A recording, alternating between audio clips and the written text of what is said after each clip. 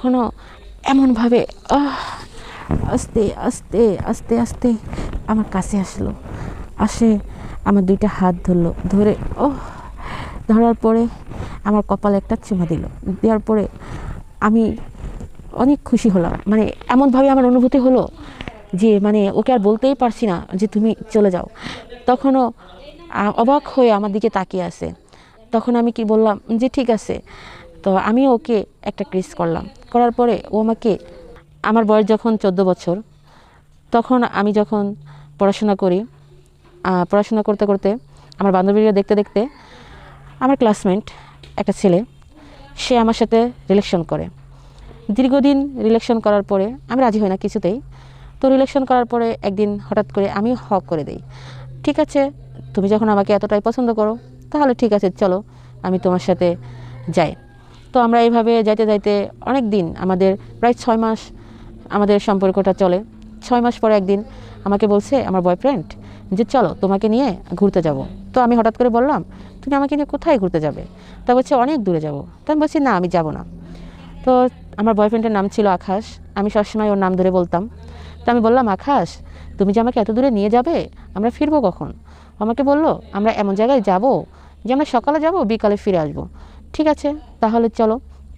তো সব থেকে মজার কথা হচ্ছে মানে আমার আকাশ কখনোই আমার গায়ে টাচ অবধি করে নাই। আমার সাথে 6 মাস রিলেশন করার পরেও ও কখনো আমাকে স্পর্শ করে নাই, আর কখনো বলেও নাই তুমি আমাকে একটা কিস করো। আমিও কখনো বলি নাই। আমাদের সম্পর্কটা ছিল একটা পবিত্র। তো এইভাবে আমরা 6 মাস যাওয়ার পরে একদিন আমি রাজি হলাম, ঠিক আছে চলো, তাকে তো আমি বিশ্বাস করতেই পারি, সে যাতক আমাকে 6 মাস ধরে একটা টাচ করে নেই। তো আমাকে নিতে নিতে নিতে নিতে একদিন আমরা অনেক দূরে ঘুরতে যাই। সেই জায়গাটা হচ্ছে মনিহাটে। এখন ওইখানে যাওয়ার পরে আমরা আর ফিরে আসতে পারি না। তো রাত্রে কি করব, বাসা থেকে তো বলে গেছি বান্ধবীর বাসায় যাচ্ছি। তো এইভাবে বলে যাওয়ার পরে হঠাৎ করে আমাকে বলছে যে চলো আমরা আজকে রাতে হোটেলে থাকি, কালকে বাসাতে যাব। তা আমি বলছি না আকাশ তুমি আমাকে বলছো আজকেই আমাকে নিয়ে যাবে, আমি থাকবো না। তা বলছে না সোনা রাগ করো না লক্ষ্মী।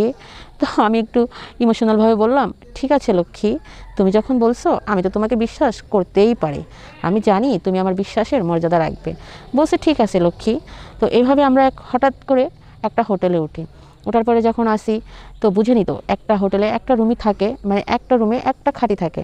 এখন আমাকে বলছে যে জানো তুমি উপরে শো আমি নিচে এসো। আমি বলছি না জানো আমিও তো তোমাকে ভালোবাসি, তুমি আমার পাশে শো, সমস্যা নেই ঠিক আছে, কিন্তু তুমি আমাকে কিছু করবে না। বলছি ঠিক আছে সোনা করবো না। তো আমার তো বিশ্বাস আছে ও আমাকে কখনো টাচ করেনি। তো এইভাবে যখন শুয়ে আসি থাকার পরে হঠাৎ করে যখন রাত 12টা বাজে, তখন যে কি হলো আমি সেটা বলতেই পারছি না।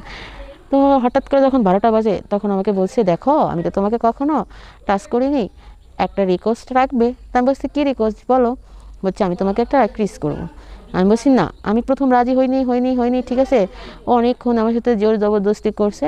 আমি বলছি ঠিক আছে, তখন আমি রাজি হয়ে গেছি।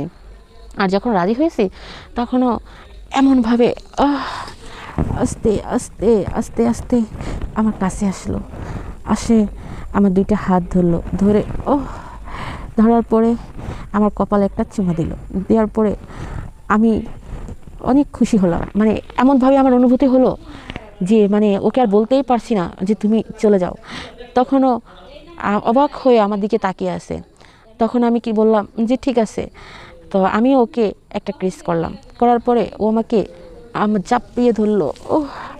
জাপড়িয়ে ধরার পরে অনেকক্ষণ আমার সাথে, আমি কিছু বলছি না, শুধু তাকিয়ে আছি। এরকম আস্তে আস্তে আস্তে আস্তে যখন ও আমার কাছে গেল, যাওয়ার পরে আমার সাথে আপনারা তো বুঝেনি কি হলো, কিন্তু আমি আর কিছু বলতে পারলাম না, ইমোশনাল হয়ে গেলাম। তারপরে আমি বুঝতে পারলাম যে আসলেই এগুলা কি, এত মজা, এত সুখ, এত আনন্দ আমি কখনো কোনো দিন কল্পনাও করতে পারিনি যে এটার ভিতরে কি আছে, এটার ভিতরে এত মজা আছে। যদি জানতাম, যদি বুঝতাম, তাহলে অনেক আগেই হয়তোবা ওর সাথে আমি মিশতাম। অ্যাকচুয়ালি আজও আমি ওকে মিস করি, জানি না ওকে আদৌ আমি পাবো কি না। তবে ভাগ্যক্রমে ওর সাথে আমার একসাথে থাকা হয় নাই।